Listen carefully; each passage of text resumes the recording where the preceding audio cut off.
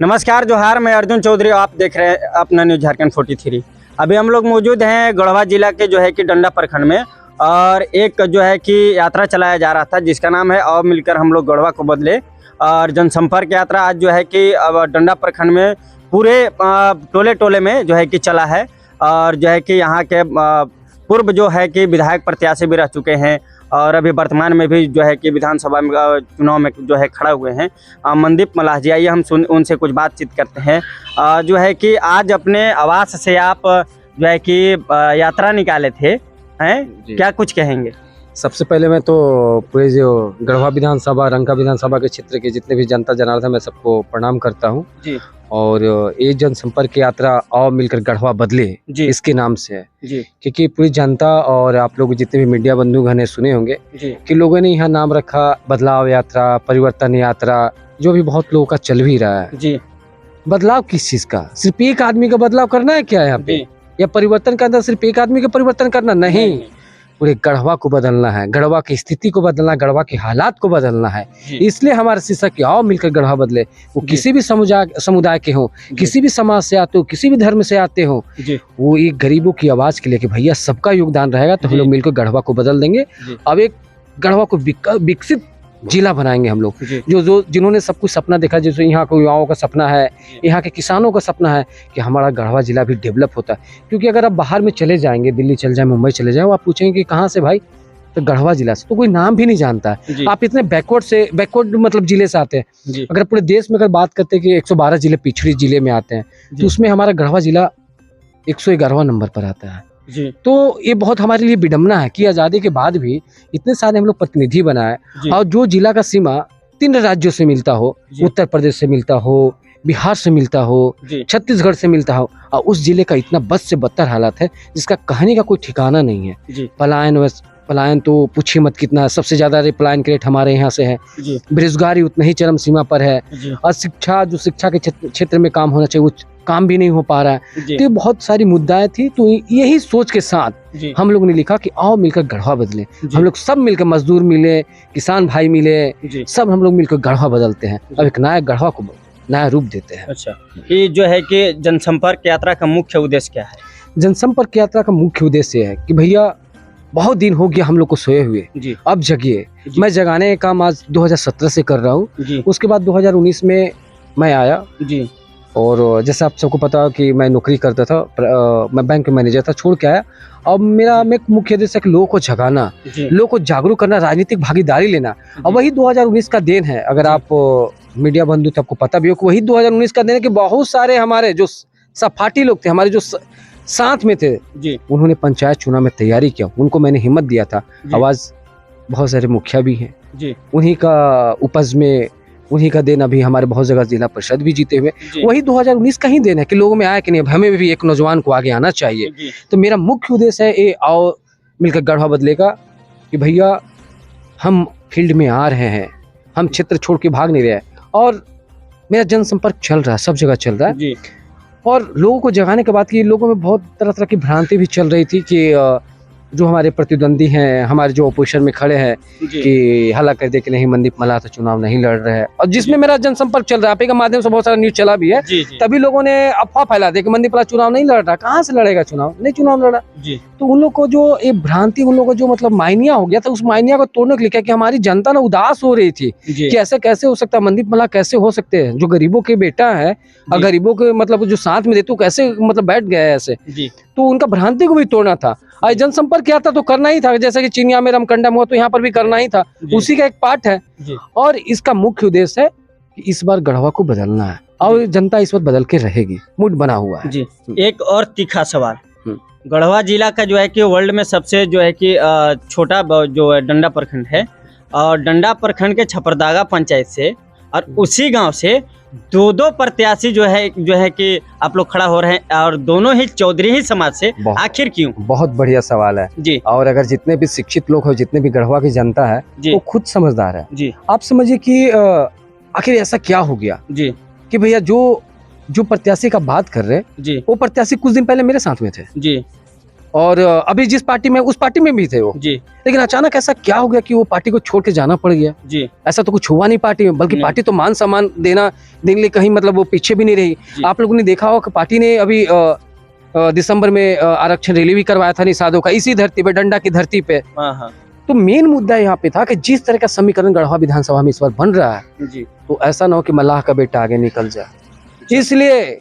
इसलिए कपूषण में आके खड़ा कर दिया कि भैया मल्लाह लड़वा दो, वो खड़ा कर दो।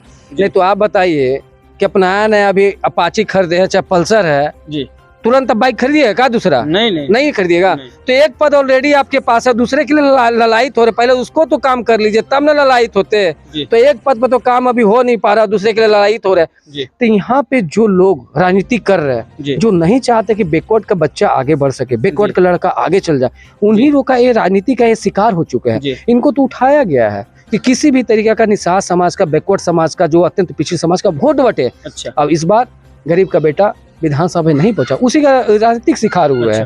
तो उनसे कुछ फर्क भी नहीं पड़ने वाला है।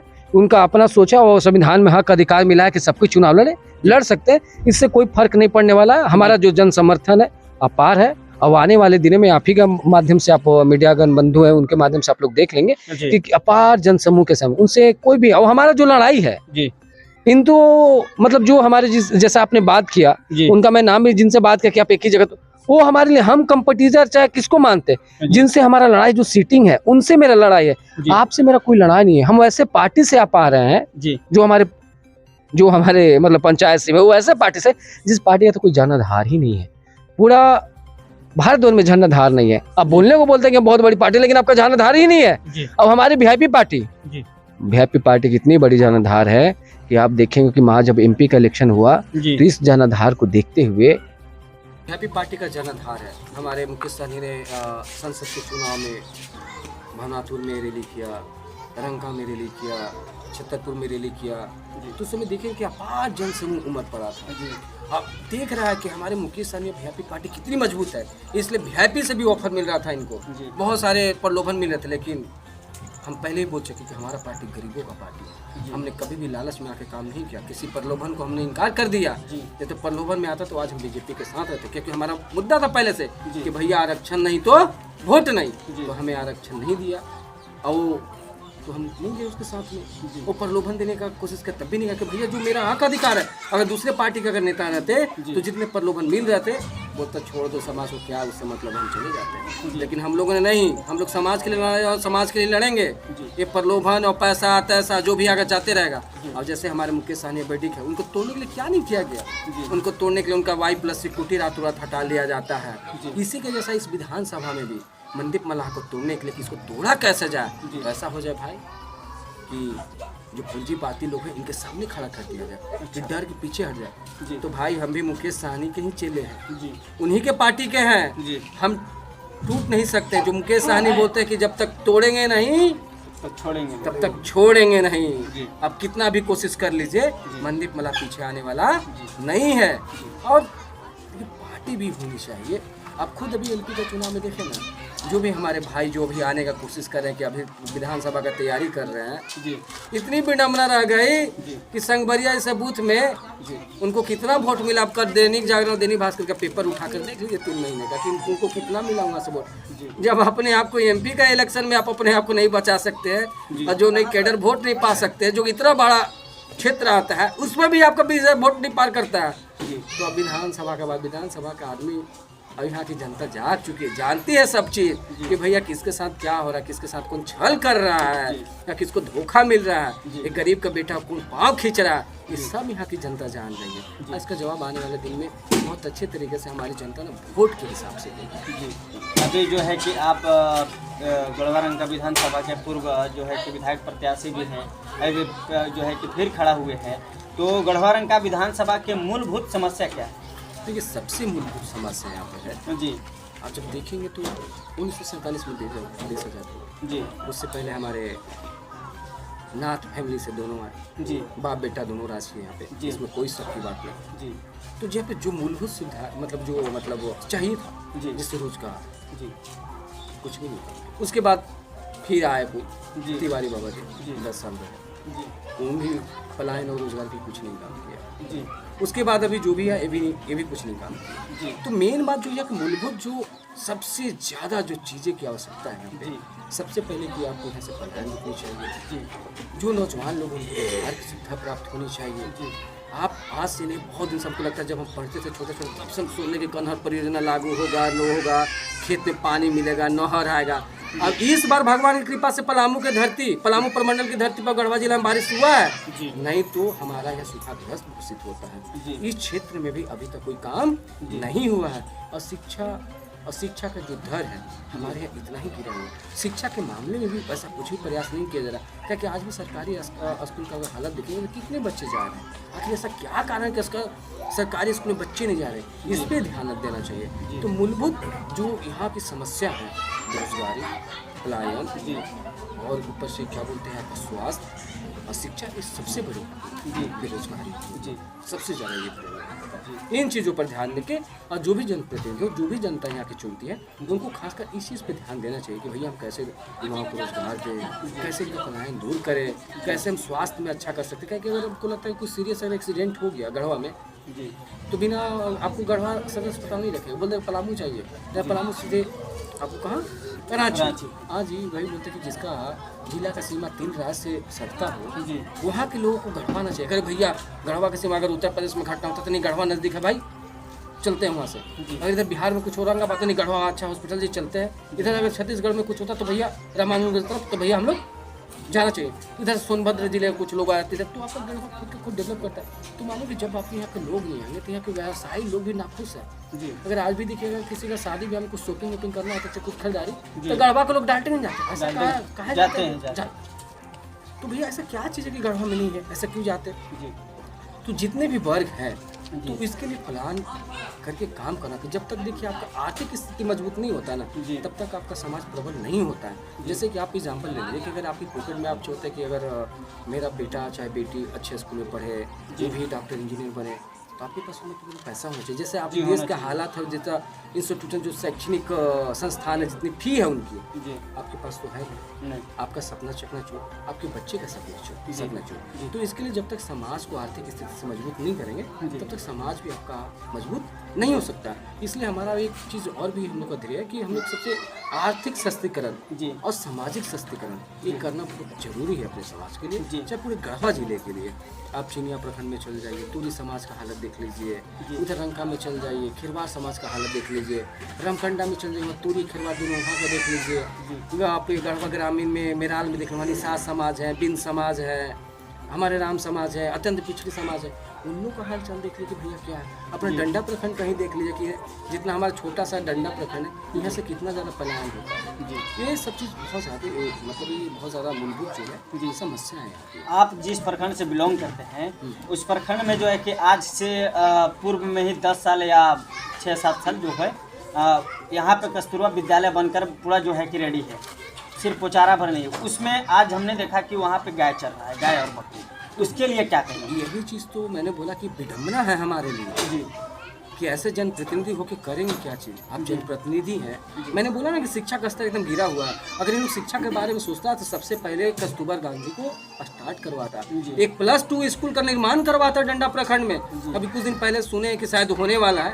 लेकिन पता नहीं धरातल पर कब तक आता। तो अब होने वाला शायद इलेक्शन आ रहा है, इसके साथ घोषणा हुआ हो तो चलिए अभी घोषणा हुआ आएगा, लेकिन उससे पहले तो हमारा कस्तूरबा स्कूल बना था। अगर यहाँ होता था, अभी हमारे जो बच्चे बाहर में जाते, हमारे बच्चे बाहर में नहीं जाती, कस्तूरबा स्कूल में रहते। और हमारा जानते कि छोटा सा प्रखंड है। और जैसे कोटा का बात करें, डंडा पंचायत में जो आता है, डंडा पंचायत पर अधिकतर जो हमारे मेहता समाज जो वो कृषि पर बहुत ज़्यादा निर्भर है। वो 12 महीना अपने खून पसीने की मेहनत से सब्जी उगाते हैं। आज जब सुनेंगे जब गर्मी का मौसम आता है तो उनका आलू सड़ गया, तो उनका प्याज सड़ गया।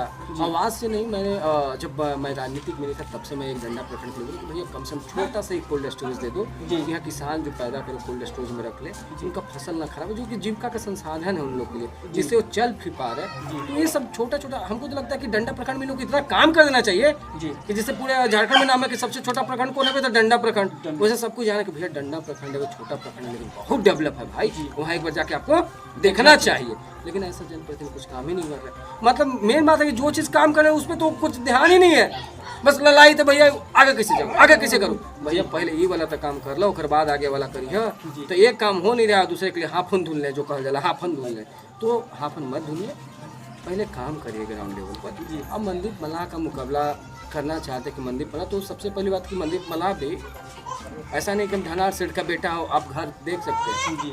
और वैसा भी नहीं था कि हमको राजनीतिक में आना था, राजनीति में तो कभी सोचे में कि राजनीतिक में आएंगे भी जी। लेकिन ऐसी स्थिति पड़ गई कि कुछ लोग बोले कि हमारा समाज का कल्याण क्या होगा जी। अब देखें कि यहाँ पे जब तक आपकी राजनीतिक भागीदारी नहीं होगी, आपका समाज बैकवर्ड समाज अत्यंत, तब तक आगे नहीं जा पाएगा। हम देखें कि भाग देखा आपको मारा जा रहा है जी।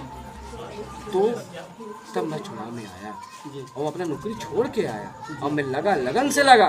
बहुत बीच में कमेंट भी कि मनदीप कहाँ रह गया, कोरोना काल में मैंने मदद किया, फिर पीएचडी भी चल रहा था, बहुत सारे थीसिस पेपर थे, उसके लिए मैं बिजी रहा। लेकिन जब जब लोगों ने मुझे पुकारा है, वो कोरोना काल हो चाहे किसी भी तरह की घटना हो, चाहे अभी नत्थन चौधरी हसन दाग वाला हत्याकांड में, वहाँ पर भी मैं मौजूद था। वहाँ पे बहुत सारी कहानी है वहाँ की, वहाँ पे मौजूद था। चाहे अभी खुलरा में एक एक्सीडेंट हो गया था, वहाँ पे किसी का डेथ, उसमें मौजूद था। एक फरठिया में किसी का डेथ हो गया था, उनका डेड बॉडी छोड़ नहीं रहा था राहुल अग्रवाल हॉस्पिटल से जी। वहाँ पे मैं खड़ा रहा, वहाँ से मैं उनको छोड़वाने का काम किया था किसी भी तरीक़ा से। और वो अभी मेरे स्तर से जो भी रांची में भी काम हो सकता है, जो बीमार रहते, बहुत ज़्यादा बीमार रहते हैं और जो बहुत आर्थिक रूप से सशक्त नहीं रहते, कमज़ोर रहते पैसे के मामले में, हमसे जितना बन पाता है मैं उनको मदद करता हूँ। इसलिए मनदीप मल्लाह को गरीब से लेकर ऊंचे वर्ग के भी लोग जो है सब कुछ चाहते हैं जी।